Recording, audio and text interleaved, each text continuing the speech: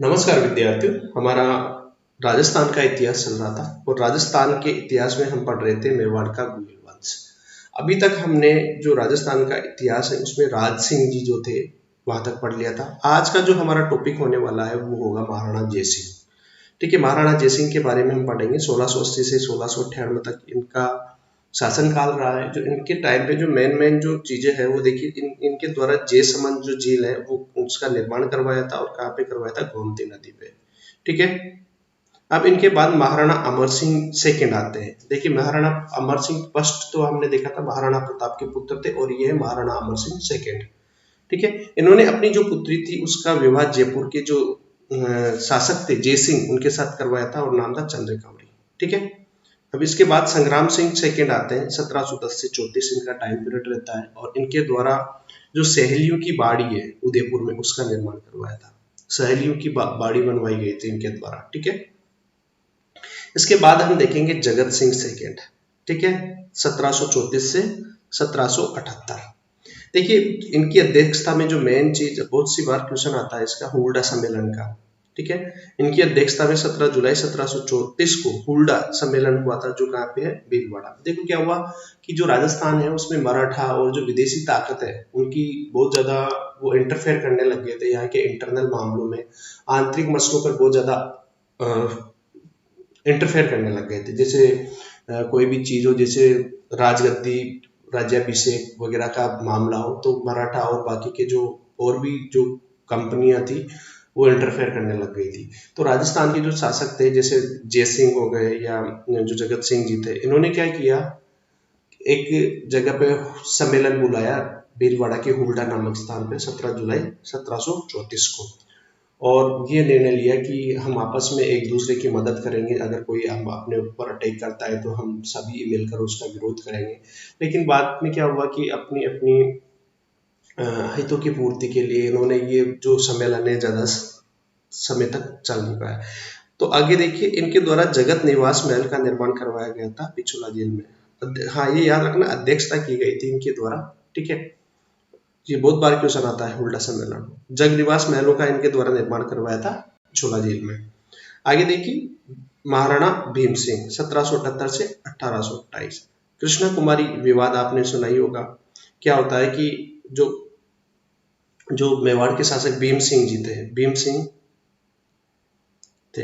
अब ये क्या कर देते हैं कि जो कृष्णा कुमारी का विवाह है जो जोधपुर के शासक जो थे उनके पास भेजते हैं। ठीक है।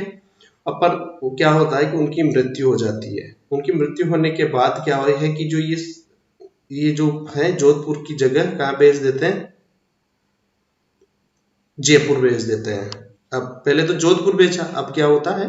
जयपुर ये भेज देते हैं। ठीक है। जयपुर इस समय जो शासक थे वो जगत सिंह जी थे।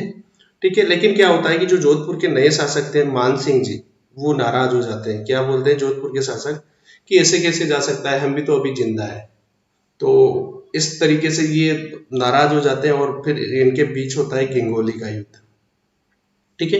गिंगोली का युद्ध होता है और इसमें जो अमीर खान पिंडारी है उसके दबाव में आके ये कृष्णा कुमारी जी जो थी उसको जहर दे देते हैं। भीम सिंह जो था कृष्णा कुमारी को क्या दे देता है? विष दे देता है। और याद रखना है, बहुत सी बार क्वेश्चन आता है कि 1818 की जो संधियां थी, 1818 की अंग्रेजों के साथ जो सहायक संधियां थी, ये किसके द्वारा की गई थी? सहायक जो संधियां थी किसके द्वारा की गई थी? तो किसके द्वारा की गई थी? भीम सिंह जी के द्वारा की गई थी 1818 में ईस्ट इंडिया कंपनी के साथ जो सहायक संधियां हैं। सहायक संधि ये किसके द्वारा की गई थी? भीम सिंह जी के द्वारा की गई थी। इसके बाद महाराणा सरदार सिंह जो थे वो शासक बनते हैं। ठीक है। और फिर बाद में आता है महाराणा स्वरूप सिंह। देखिए, जो महाराणा स्वरूप सिंह जी थे ये 1857 की क्रांति के समय शासक थे। 1857 की क्रांति के समय अगर आपसे शासक पूछे तो कौन थे? महाराणा स्वरूप सिंह जी थे। विजय स्तंभ का इनके द्वारा पुनर्निर्माण करवाया था, क्योंकि बिजली गिर गई थी तो थोड़ा जो विजय स्तंभ का जो कुछ पार्ट था वो खंडित हो गया था, तो इनके द्वारा करवाया गया था। इन्होंने बहुत सारी जैसे डाकन प्रथा, कन्यावध आदि पर रोक लगाने के बहुत ज्यादा प्रयास किए गए थे। ठीक है। आगे देखिए, महाराणा सज्जन सिंह। महाराणा सज्जन सिंह के बारे में देखिए, महाराणा सज्जन सिंह याद रखना आपको। इसके बाद आता है महाराणा फतेह सिंह 1884 से 1921। देखिए राजपूत हितकारिणी सभा की स्थापना हुई थी 1889 में इनके टाइम पे। फतेह सागर बांध का इनके द्वारा निर्माण करवाया गया था। फतेह सागर जो बांध था उनका निर्माण करवाया गया था। इनके साथ साथ में ही जो 56 अकाल है वो पड़ा था। 56 अकाल इनके शासन में ही पड़ा था। इनको दिल्ली दरबार में जाने से रोकने के लिए प्रताप सिंह बारठ द्वारा चेतावनीराज चोंगटिया, एक बार प्रताप सिंह बारठ था या केसरी सिंह बारठ, या प्रताप सिंह नहीं केसरी सिंह बारठ था।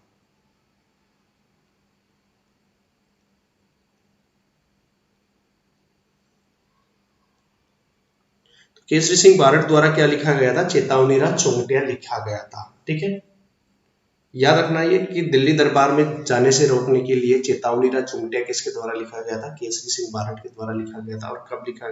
ये देखिए जो दिल्ली दरबार लगा था 1912 में, उसको इनको रोकने के लिए ये लिखा गया था। ये दिल्ली दरबार में जा रहे थे। इसके बाद देखिए जो महाराणा भूपाल सिंह है उसके बारे में, आजादी के समय ये शासक थे और राजस्थान के एकीकरण में इनको महाराज प्रमुख बनाया था। तो ये हमारे मेवाड़ का जो गोहिल वंश है ये हमारा आज फिनिश हो गया है।